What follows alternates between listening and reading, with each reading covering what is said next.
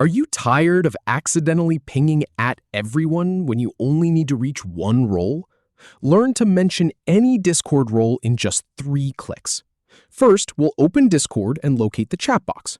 Then, I'll walk you through typing at, selecting the role, and sending, plus a quick recap. Go ahead and open up Discord. Now, find the chat box in your server and type the @ symbol. Then, type the first few letters of the role name you want to mention. When the correct role shows up in the list, click on it, then send your message. To do that again, go back to the chat box and type @ once more. Now type the role's first letters, click it, and send.